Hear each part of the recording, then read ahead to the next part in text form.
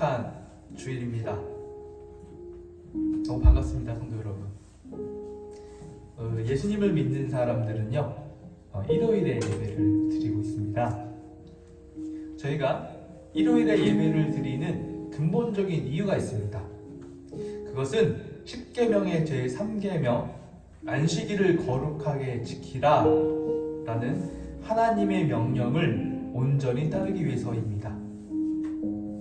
안식일은 우리에게 복 주시길 원하시는 그 하나님을 기쁜 마음으로 만나는 시간입니다. 세상에서 가장 큰 축복은 엄청난 돈을 벌어서 부자가 되는 것이 아닙니다. 우리 인생 가운데 저지른 죄의 짐을 용서받고 천국 백성으로 살아가는 큰 기쁨을 누리는 것입니다. 다시 말해서 천국 백성으로 살아가는 축복을 한없이 누리는 시간이 바로 주일이라는 것입니다. 안식일의 주일이 되신 예수님께서는 금요일에 십자가에 매달려 죽으셨고요. 그리고 일요일 아침에 부활하셨습니다. 저희는 주일인 일요일마다 나의 죄를 위해 돌아가신 그 예수님을 마음에 새깁니다. 그의 십자가 죽음과 그의 부활을 마음속 깊은 곳에 다시 한번 새기는 시간, 그것이 바로 주일인 것입니다. 저희는 예수님의 영광의 부활과 예수님께서 다시 이 땅에 오실 것을 간절히 기다리고 있습니다.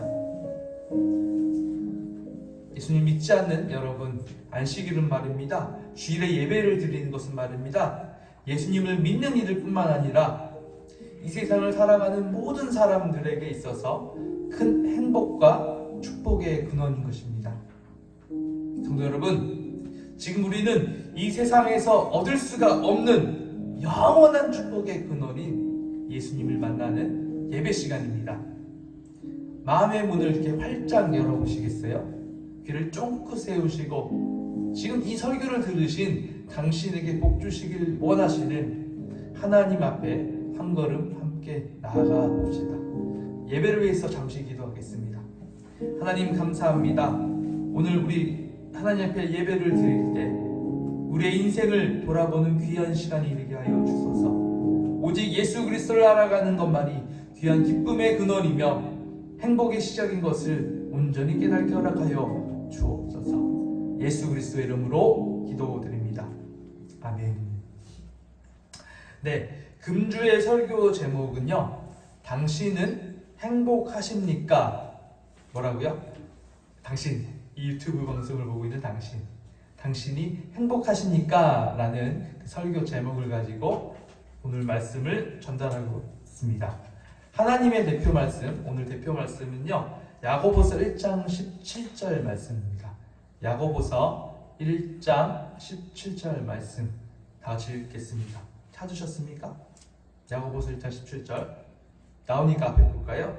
읽겠습니다. 온갖 좋은 은사와 온전한 선물이 다 위로부터 빛들의 아버지께로부터 내려오나니 그는 변함도 없으시고 회전하는 그림자도 없으시니라.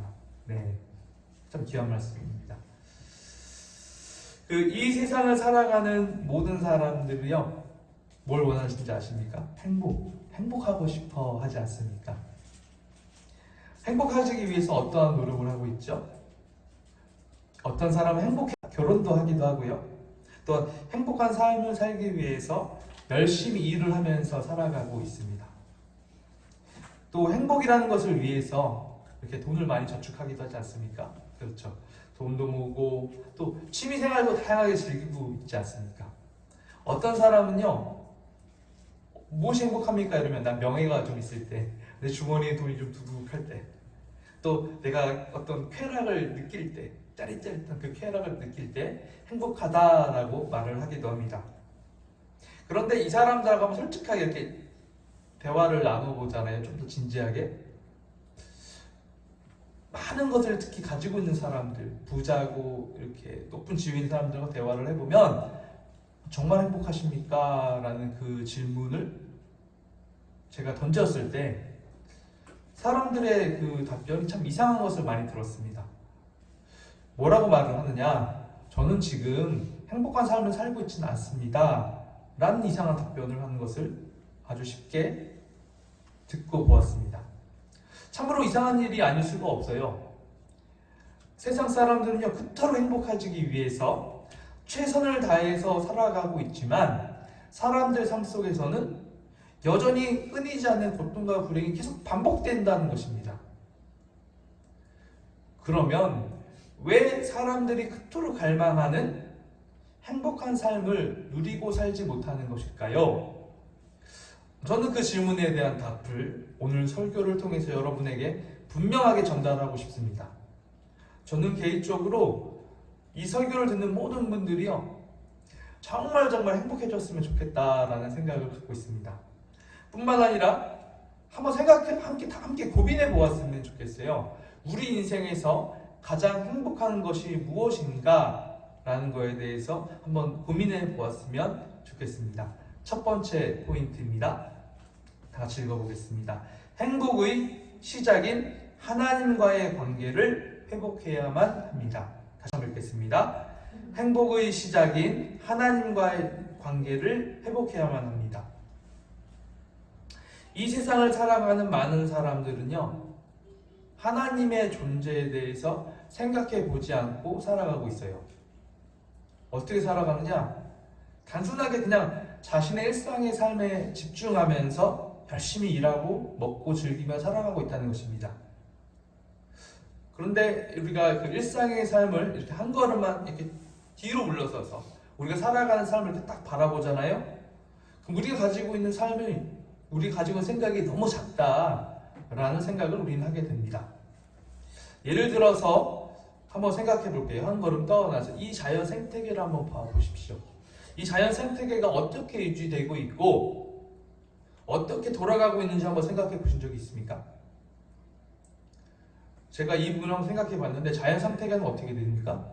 이렇게 스스로 생명체의 숫자를 조절하는 힘이 있어요.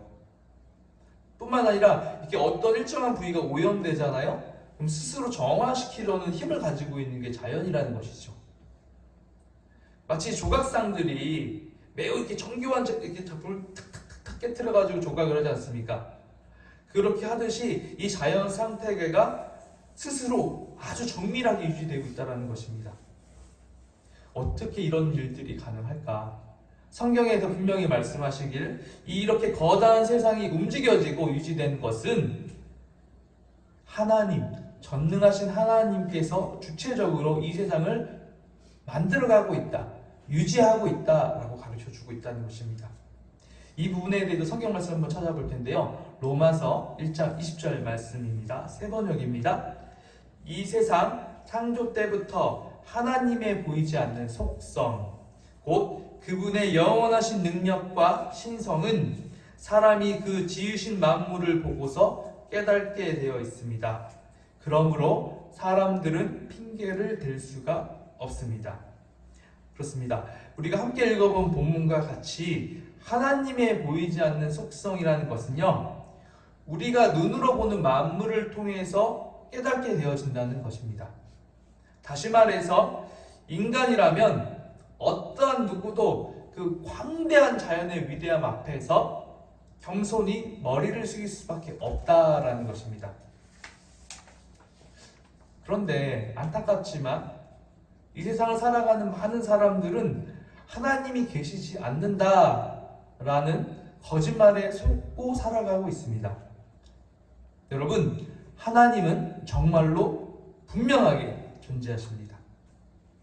그는 영적인 존재로서 이 세상에 눈에 보이는 모든 것들과 눈에 보이지 않는 모든 것들을 창조하신 창조주 하나님입니다. 뿐만 아니라 참 놀라운 것은 하나님께서 인간의 영혼을 창조하신 영적인 부모이라는 것입니다. 물론 우리의 육체는 아버지와 어머니를 통하여서 얻었죠. 하지만 우리 육체 안에서 감정을 느끼게 하고 몸을 움직이게 하는 그 주체가 되는 그 영혼은 하나님께서 창조하신 것입니다. 성경의 말씀을 통해 다시 한번 확인할 건데요. 이사야서 42장 5절의 말씀 읽어보도록 하겠습니다. 하나님께서 하늘을 펴시고 땅을 만드시고 거기에 사는 온갖 것을 만드셨다. 땅 위에 사는 백성에게 생명을 주시고 땅 위에 걸어다니는 사람들에게 목숨을 주셨다. 주 하나님께서 이렇게 말씀하신다. 함께 읽으셨던 말씀과 같이 하나님께서는 온 세상의 창조주실 뿐만 아니라 우리에게 생명을 주시는 분이라고 성경은 우리를 가르쳐주고 있습니다. 다시 말씀드려서 하나님은요, 우리의 영혼을 창조하셨다는 것입니다. 우리의 육체는 물론 부모님에게서 왔지만 하나님께서는 우리의 영혼을 창조하시는 분이라는 것입니다. 쉽게 말해서 우리 영혼의 아버지가 되신다라는 것을 가르쳐주고 있습니다. 뿐만 아니라 하나님께서는요, 우리에게 복 주시기를 원하시는 분이시라는 것이에요. 한번 우리 생각해 보겠습니다. 우리의 부모님이 엄청난 부자야. 돈이 엄청 많아요. 그럼 어떻게 할까요? 자식이 원할 때마다 자식이 필요한 것을 이렇게 충분히 넘치도록 채워주실 수 있지 않겠습니까? 이와 마찬가지로 하나님, 우리의 영혼을 창조하신 그 전능하신 하나님도요, 엄청난 세상의 모든 것을 소유하신 분이라십니다. 그 전능하신 하나님께서는요, 우리를 너무너무 사랑하시는 자식과 같이 여기시지 않습니까? 무슨 뜻입니까? 하나님도요, 우리를 복주시고 싶어 하신다는 것입니다. 그런데 안타깝지만 실제 많은 사람들이 어떻게 살아갑니까? 우리를 진실로 사랑하시고 복주시기를 원하시는 그 하나님을 전혀 알지도 못해요. 경험하지도 못하고 살아가고 있다라는 것입니다. 즉, 많은 사람들은요, 하나님과의 관계가 완전히 끊겨 있는 그런 상태로 살아가고 있다는 것입니다. 참 안타깝죠. 그렇게 복주시고 그렇게 사랑하시는 그 하나님을요, 알지도 못하고 경험하지도 못하는 비참한 상태로 살아간다는 것입니다. 왜 그렇게 우리를 사랑하시는 진실한 하나님의 사랑을 알지도 못하고 끊어진 상태로 인간이 살아가고 있을까요? 그 근본적인 이유에 대해서 성경은 분명하게 가르쳐주고 있습니다. 우리의 죄 때문이라고 말하고 있습니다. 성도 여러분, 빛과 어둠은 결단코 함께 공존할 수가 없는 것입니다. 깜깜해진 방, 그 방 안에 이렇게 불 하나 툭 켜면 어떻게 되죠? 환해지지 않습니까? 그렇죠. 순간적으로 빛이 비치면 어둠은 사라지게 되어 있는 것입니다. 이와 같이 빛 대신 거룩한 하나님과 어둠은 함께 공존할 수가 없다라고 성경이 가르치고 있는 것입니다. 이 부분에 대해서 성경 말씀을 한번 찾아보고 이사야서 59장 2절과 고린도후서 6장 14절의 말씀입니다. 먼저 이사야서 59장 2절의 말씀입니다. 오직 너희의 죄악이 너희와 하나님 사이를 갈라 놓았고 너희 죄가 그의 얼굴을 가리어서 너희에게서 듣지 않으시게 함이라. 고린도후서 6장 14절. 너희는 믿지 않는 자와 멍에를 함께 매지 말며 의와 불법이 어찌 함께하며 빛과 어두움이 어찌 사귀며. 그렇죠. 죄악으로 얼룩지고 더럽혀진 인간, 회개하지 않는 인간은 결단코 하나님과 함께할 수가 없는 것입니다. 그런데요, 우리가 말씀을 읽었던 것처럼 잘 생각해보면 이렇게 관계를 무너뜨린 것이 하나님이 아니라는 것입니다. 우리의 죄악이 하나님과 사이를 갈라놓았다는 것이죠.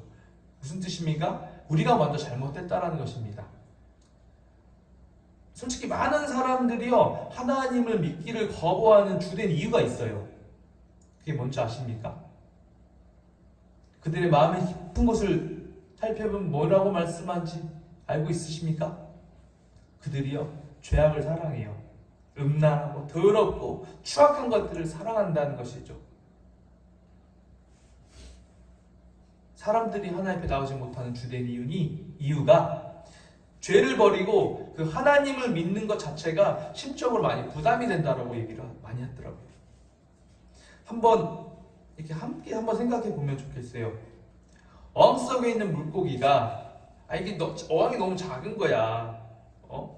그래서 그 작은 어항에서 나가고 싶다고 합니다. 그 물속에서 나오면 물고기가 생명을 유지할 수 있겠습니까? 우리가 모두 생각하는 것처럼 물고기는요, 잠시의 자유를 경험할 수도 있습니다. 하지만 결국 어떻게 됩니까? 몸이 서서히 말라가면서 목숨을 잃어버리게 된다는 것입니다. 여러분, 물고기는요, 물을 떠나서 살 수가 없습니다. 이와 마찬가지로 인간도 하나님을 떠나서는 결코 살 수가 없다는 것입니다. 하나님을 믿지 않고 살아가는 인생들, 겉으로 볼 때는 행복해요. 많은 것을 누리고 있는 것 같아. 하지만 그들의 마음의 깊은 곳을 보면요, 하나님을 떠나잖아요. 정말 세상 속에서 세상과 버타면서 욕심을 살아가잖아요. 점점 시들어져. 점점 말라 비틀어져. 그리고 어떻게 되는지 비참해져요. 이렇게 마음속이. 죽은 사람과 같이 죽은 송장처럼 살아간다는 것이죠. 살아도 사는 게 아니야. 예수님 떠나면 그렇게 사는 거라는 것이죠. 여러분, 이건 저의 의견이 아니라 성경이 가르쳐주고 있어요. 인간은 결코 하나님을 떠나서 행복해질 수 없다. 성경은 분명히 반복해서 우리에게 가르쳐주고 있는 것입니다. 여러분, 만약에 우리가 하나님을 떠나서 살잖아요? 하나님을 떠나 살기 시작하잖아요? 우리 인생의 문제가 갑자기 끊임없이 반복되어져서 일어나게 됩니다. 성도 여러분, 한번 생각해 볼게요. 아직 말을 잘 못하는 어린 딸이 유기가 되었어. 그러면 그 딸 아이의 미래가 어떻게 될까요? 우리가 생각하는 것처럼 부모의 품을 떠나서 유괴된 그 딸아이, 어린 딸아이는요, 저희가 상상하기 힘든 어려운 상황 가운데 놓이게 됩니다. 이와 마찬가지로 하나님을 떠난 인간의 삶도 이와 같이 스스로 해결할 수 없는 끔찍한 문제들이요, 계속해서 반복해서 일어난다는 것입니다. 먼저 죄악을 사랑하여 하나님을 떠난 인간이 가장 먼저 경험하는 것은요, 하나님과의 관계성이 완전히 단절된다는 것입니다. 어떻게 된 건가요? 잘 생각해 보세요. 하나님 자신의 힘으로는 결단코 우리의 창조자, 우리 인생의 보호자가 되시는 그 하나님과의 관계를 회복할 수가 없다는 것입니다. 뿐만 아니라요, 그들이 아무리 하나님을 알려고 해도 알 수가 없어. 그래서 철학이라는 게 만들어졌잖아. 누가 하나님일까? 이렇게 생각해보는. 뿐만 아니라 하나님을 막 경험해보고 싶어. 어떻게? 막 돌을 닦아. 열심히 일해. 뭔가를 막 하는 거야. 수련해. 명상을 하면서 하나님이 어디 있나 막 찾고 있는 거지. 아니, 스님이 그랬잖아요. 유명한 스님이. 열심히 수행하니까 뭘 깨달았어? 아니, 내 안에 죄가 많구나. 딱 이거 하나 깨달지 않습니까? 에베소서 4장 18절에 뭐라고 써있냐? 그들이 총명이 어두워지고 그들 가운데 있는 무지함과 그들의 마음이 굳어짐으로 말미암아 하나님의 생명에서 떠나 있더라. 함께 읽은 이 성경의 본문이 우리에게 분명히 가르쳐주고 있어요. 사람이 어떻게 됐다고요? 총명이 어두워졌다고. 그리고 그래서 어떻게 됐어요? 마음이 딱딱하게 굳어져 있다고. 그 결과로 범죄해진, 죄로 물들어진 인간이 하나님의 생명에서 떠나서 살고 있다. 쉽게 말했어요. 이 세상 사람들이 가지고 있는 그 똑똑한 지혜와 똑똑한 열심은 결단코 하나님을 알 수가 없다는 것입니다. 쉽게 말해서 그들의 지혜가 어두워져 있어서 하나님을 알지도 못하고 하나님은 없다고 생각하며 마음이 딱딱하게 굳어져 있는 상태로 살아가고 있다는 것입니다. 참 불쌍하죠. 죄악으로 더럽혀진 인간. 자신이 어떤 노력을 해도 하나님을 알 수도 없고 경험할 수도 없는 상태로 살아간다는 것. 이게 얼마나 비참한 거예요. 여러분, 딸아이 아까 얘기했지 않습니까? 그 딸아이가 부모를 잃어버렸잖아요. 고아들이 정말 불쌍한 게 부모를 모르는 제일 불쌍한 이유가 뭡니까? 자신의 부모가 누구인지 모르는 그 고아들이 제일 불쌍해. 그렇지 않아요? 날 낳아준 부모가 누군지도 모르는 상태에서 괴롭힘 당하고 핍박 당하고 힘겨운 삶을 살아가는 거 얼마나 비참한 겁니까? 우리를 전심으로 사랑하시는 창조주 하나님을 알지도 못하고 살아가는 인생도 이와 같이 비참한 것입니다. 여러분, 모든 복의 근원이 대신 그 하나님을 떠나서 믿지 않고 살아가는 인생의 삶이 행복하다고 생각하십니까? 생각해 보세요. 많은 사람들이 하나님이 없다고 하면서 자신의 만족과 행복을 위해서 열심히 살아가고 있지 않습니까? 하지만 그럼에도 불구하고 그들의 삶에 뭐가 있어요? 가정 문제 있잖아요. 그 질병 문제도 있지 않습니까? 물질 문제도 있지 않습니까? 정신적인 문제도 있지 않습니까? 아니, 그 문제가 끊임없이 발생하고 있지 않습니까? 생각해 보세요. 이런 문제뿐만이 아니에요. 잘 사는 사람들, 능력 있는 사람들, 부유한 사람들이 보세요. 그 사람들이요, 더 많이 가지고 더 소유하고 싶고 막 이런 마음을 가지고 사람들을 괴롭히면서 살아가지 않습니까? 그런데요, 많이 가지면 어떻게 하는지 알아요? 더 갖고 싶은 거야. 탐욕으로 억눌려서 살고 있는 거죠. 그것이 인간의 그 내면의 연약한 모습이라는 것이죠. 마치요, 이 모래를 꽉 쪄보세요. 많은 모래 한 줄 꽉 쪄보세요. 어떻게 되는지 아세요? 모래가 흘러내려와. 이렇게. 아무리 모래를 많이 주려고 해도 모래는 못 쪄요. 흘러내려. 무슨 뜻입니까? 욕심 부리면서 살아가는 인생이 그렇다는 것이죠. 그런데 어떻게 머리 꽉 잡고 있으면 어떻게 되는지 손이 아파. 그렇죠? 이상하게 손이 많이 쥐는 게 아니라 손이 아프다고요. 무슨 뜻입니까? 우리도 마찬가지예요. 많은 것을 가지면 가지려고 할수록 우리의 마음이 허전해진 이상하게 허전한 마음을 가지고 살아간다는 거죠. 비참한 마음으로 남의 것 빼앗고 괴롭히려고 산다는 것이죠. 이렇게 많은 사람들의 마음속에 허전함이 계속 존재하는 이유가 무엇입니까? 그것은요, 어떠한 것도 물질과 쾌락과 만족 이런 것은요, 우리 안에 하나님의 존재가 함께하고 있어야 될 자리를 대신할 수가 없다라는 것입니다. 이 세상을 살아가는 모든 사람들이 가장 행복한 순간이 뭔지 아십니까? 창조주 하나님, 나를 사랑하는 부모님인 영적인 부모인 우리 하나님과 친밀한 교제를 하면서 살아갈 때 진정으로 행복하다는 것입니다. 여러분, 하나님을 떠나서 살아가는 인간은 결단코 행복해질 수가 없습니다. 자, 생각해 보세요. 아기가 엄마 품에 있을 때 가장 행복한 거예요. 그렇죠? 만약에 아기가 엄마 품이 아니라 다른 사람의 품에 가면 어떻게 되는지 압니까? 울어요. 아무리 해도 울어요. 근데 엄마 품에만 오면 어떻게 되는지 알아요? 울지 않는다는 거예요. 울으면 툭 그쳐요. 아기는 엄마 품에 살 때 행복했던 것처럼 우리 인간들은 하나님의 품에서 하나님과 교제하며 살 때 행복하다는 것입니다.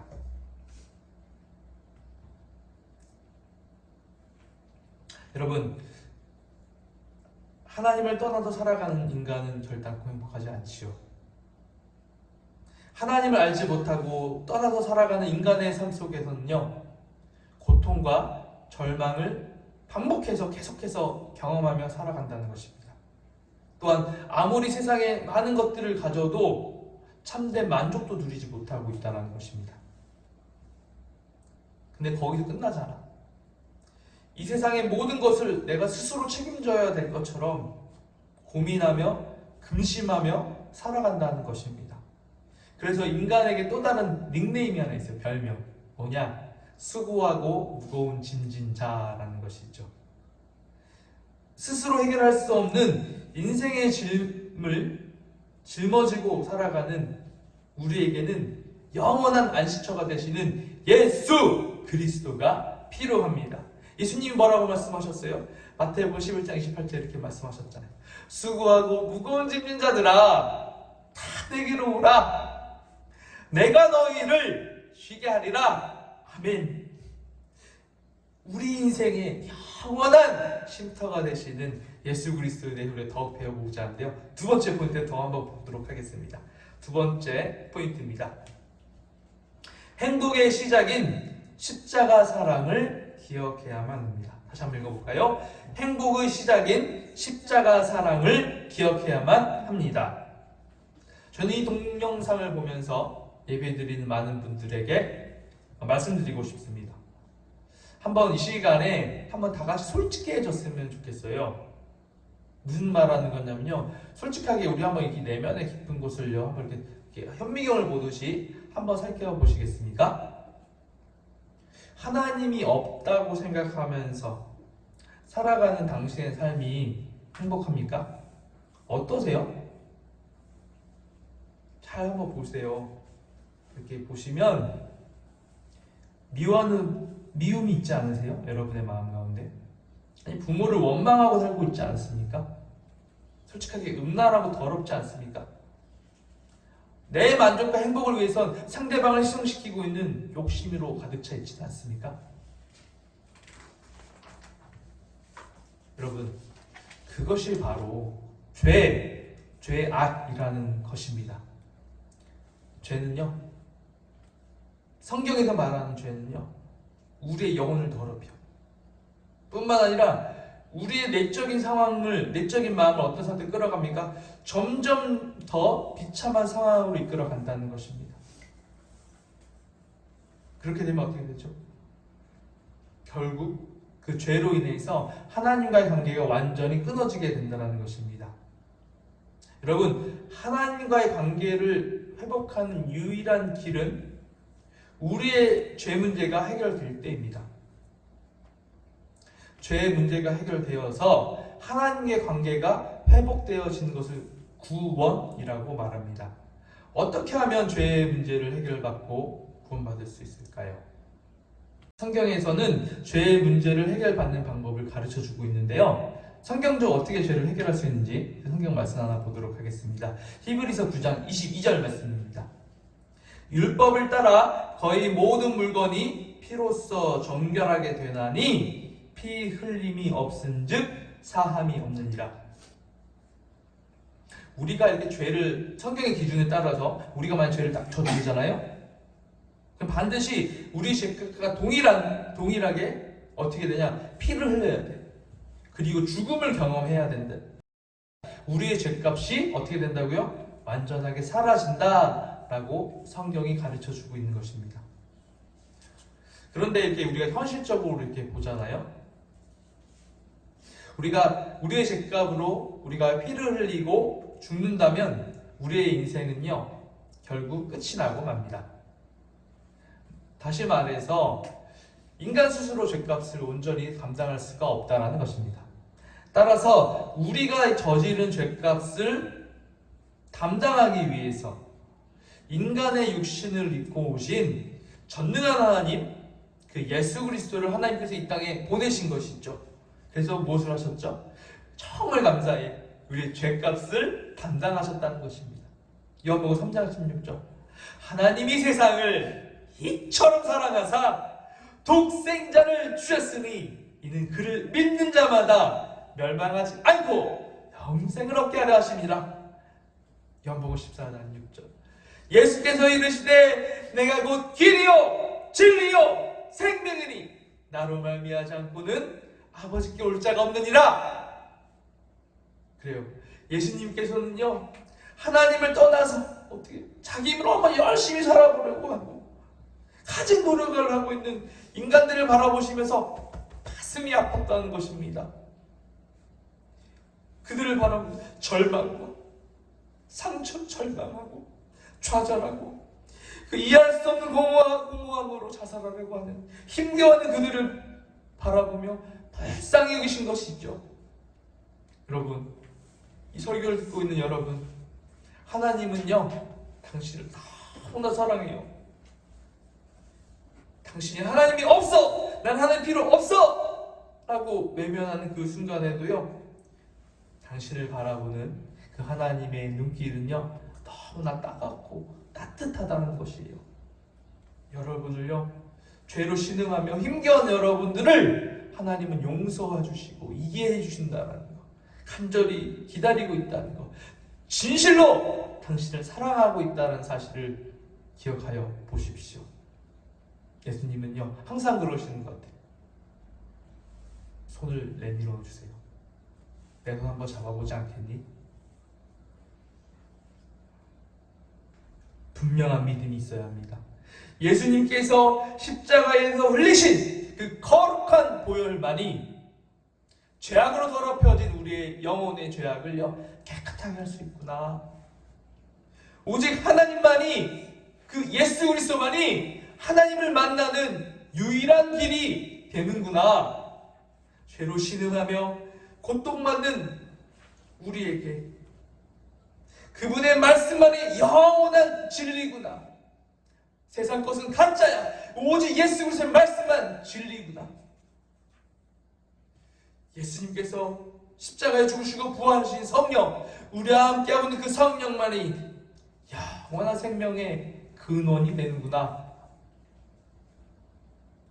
성도 여러분, 간곡하게 부탁드려요. 우리 인생 가운데 얼마나 많은 죄를, 얼마나 더러운 죄를 저질렀습니까? 솔직하게요, 여러분, 우리가 저지른 죄 때문에 우리 인생이 이렇게 비참하고 힘겨워졌던 것입니다. 그 죄를 회개하십시오. 하나님은요 회개만 하면요 여러분 죄를 깨끗하게 용서해 준다는 것이에요. 예수님은요 애 같아. 당신이 회개하길 진짜 기다리고 있어. 제발 돌아오지 않겠니? 내가 너의 죄 때문에 십자가에 못 박혀 죽었잖니. 용기 내어보지 않겠니? 이사야서 53장 6절에 이렇게 써있습니다. 우리는 다 양 같아서 그릇 행하여 제 길로 갔거늘 여호와께서는 우리의 모두의 죄악을 그에게 담당시키셨도다. 우리의 인생에 저지른 어리석은 죄, 그 죄를요 예수님 앞에서 한번 진실하게 한번 고백해 보십시오. 예수님, 제가 어리석었어요. 나를 한 번만 불쌍히 여겨주십시오. 마음을 낮추시고요 진실하게 한번 고백해 보십시오. 여러분, 예수님은 우리의 죄를 위하여 십자가에 매달려 물과 피를 흘리시고 죽으신 것이 끝이 아닙니다. 예수님은요 죽은 지 3일 만에 새로운 몸으로 다시 살아나셨습니다. 여러분, 무엇을 가르쳐 주고 있습니까? 죽음이요 우리 인생의 끝이 아니라는 것입니다. 죽음 이후에는 새로운 시작이 있다는 것입니다. 요한복음 11장 25절에서 26절의 말씀 다시 읽어보도록 하겠습니다. 25절, 예수께서 이르시되 나는 부활이요 생명이니 나를 믿는 자는 죽어도 살겠고 무릇 살아서 나를 믿는 자는 영원히 죽지 아니하리니 이것을 내가 믿느냐? 우리 영웅에게 다시 한번 물어볼게요. 다시 한번 읽어보겠습니다. 예수께서 이르시되 나는 부활이요 생명이니 나를 믿는 자는 죽어도 살겠고 무릇 살아서 나를 믿는 자는 영원히 죽지 아니하리니 이것을 내가 믿느냐? 여러분, 예수님의 피를 의지하여서 진실하게 하나님 앞에서 용서를 구하는 사람들에게는요 진실로 큰 복이 있는 것이에요. 여러분, 여러분의 죄가 용서받았을 뿐만 아니라 인생의 죽음 이후에는요 예수님과 같이 부활한다는 것입니다. 그 부활의 큰 기쁨, 영광의 큰 기쁨을 누린다는 것이에요. 여러분, 한번 마음의 문을 시간에 열어보십시오. 이 순간 여러분을 진심으로 사랑하시는 그 예수님께서 여러분의 마음을요 똑똑똑 두드리고 있다는 것이요. 제발 문 좀 열어주지 않겠니? 너의 마음의 문 좀 열어주지 않겠니? 요한복음 1장 12절, 영접하는 자 곧 그 이름을 믿는 자들에게는 하나님의 자녀가 되는 권세를 주셨으니. 여러분, 하나님의 자녀가 되는 게 어려운 게 아니에요. 거긴 딱 두 가지 원칙이 하나 있는데요. 중요한 원칙이에요. 첫째, 자신이 죄인인 것을 인정해야만 합니다. 무슨 뜻이냐? 나의 삶에 구원자가 필요하다는 사실을 인정해야 된다는 것입니다. 둘째, 예수 그리스도를 진실하게 믿어보십시오. 예수 그리스도께서 나의 모든 죄를 담당하시고 십자가에 달려 죽으시고 부활하셨다는 사실을 마음속 깊은 곳에 믿어야 된다는 것입니다. 그러면요, 당신은요, 구원이라는 것을요, 선물로 받을 수 있다. 공짜 걱정하죠.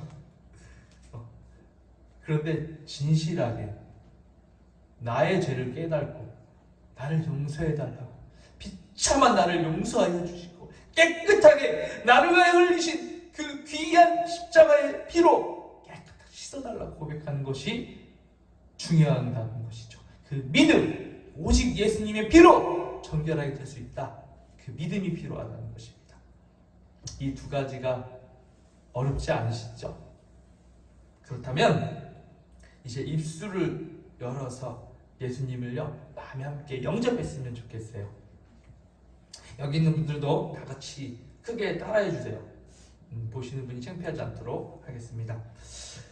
다 같이 읽겠습니다. 예수님, 저는 제 인생에 하나님이 없다고 생각하며 나의 만족과 행복을 위해서 살았습니다.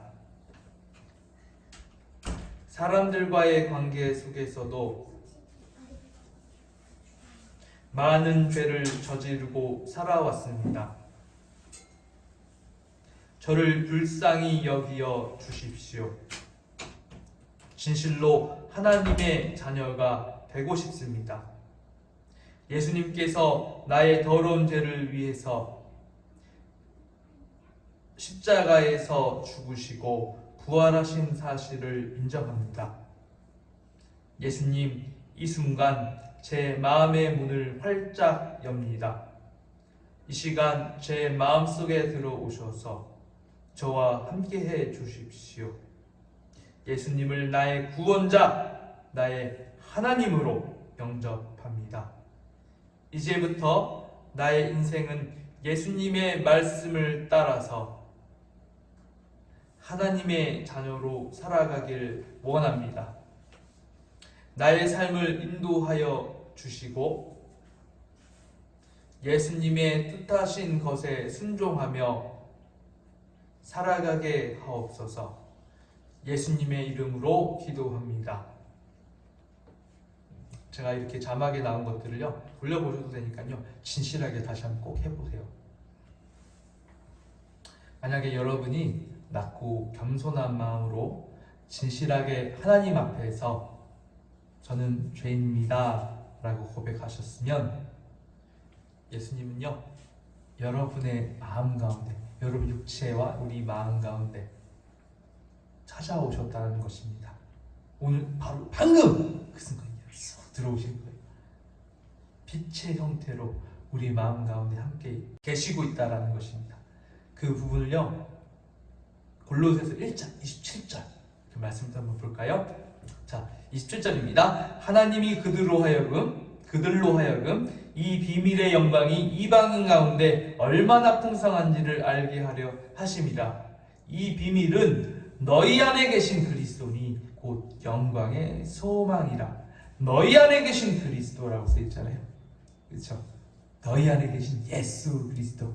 아니, 예수님이 사람인데 어떻게 내 안에 있어? 그게 아니라요, 예수님의 영, 성령이 우리 안에 있다는 것입니다. 영적인 존재가, 예수님의 영적인 존재가 우리의 마음 가운데 함께하고 있다라는 것입니다.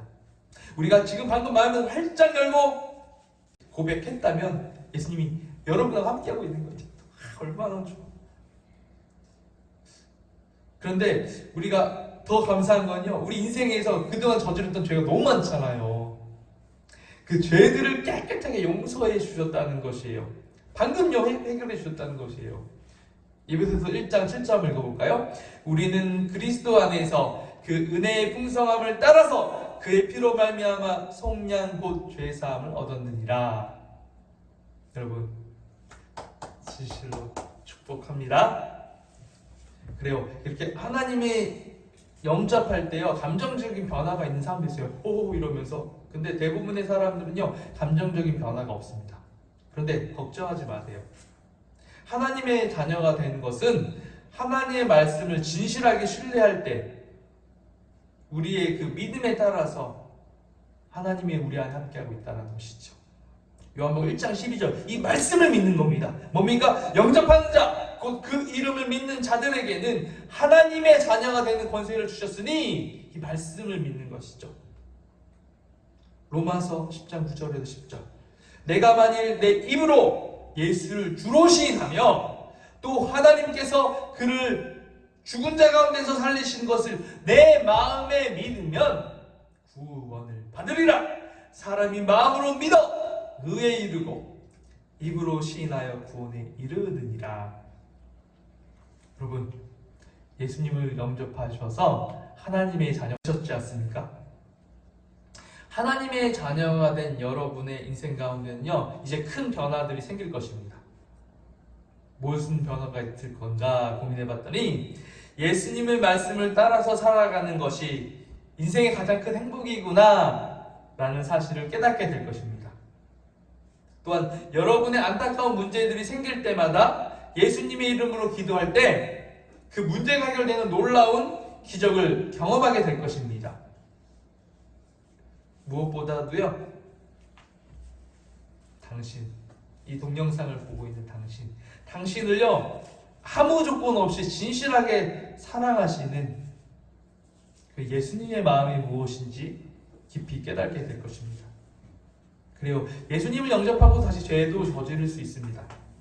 근데요, 실망하지 않으셔도 돼요. 다시 한번 용기 내서 예수님이 흘리신 피로 깨끗하고 정결하게 해달라고 고백해 보십시오. 그리고 용기 내어서 하나님 말씀대로 다시 한번 살아보세요. 저는 확신하기를 반드시 여러분 삶 가운데 하나님의 자녀가 되는 그 축복을 누리고 살 수 있다는 것입니다. 더 감사한 게 무엇입니까? 인생의 마지막 관문이 뭐예요? 결혼인가요? 아니죠. 인생의 마지막 관문은 죽음. 그렇죠. 그 죽음 앞에서 천국의 문이 열리는 기쁨을 경험하게 될 것입니다. 예수님과 같이 몸이 부활하셔 영원한 삶을 누리게 된다는 것입니다. 얼마나 감사합니까? 말씀을 마쳤습니다. 우리 함께 기도해 볼 건데요. 저도 예수님을 믿지 않았을 때 세상을 속에서 정신없이 살았던 것 같아요. 마치 눈에 보이는 세상이 전부인 것처럼 많이 갖고 싶고 빼앗고 싶고 욕심내며 살았지 않습니까? 여러분, 그게 행복한 것이 아닙니다. 하나님을 떠나서 살아가는 인생 정말 비참한 것입니다. 낮고 겸손한 마음으로 하나님 앞에 나아갈 수 있도록 잠깐 기도하겠습니다. 하나님 감사합니다. 이 시간 우리 주 예수 그리스도 앞에 나아갑니다.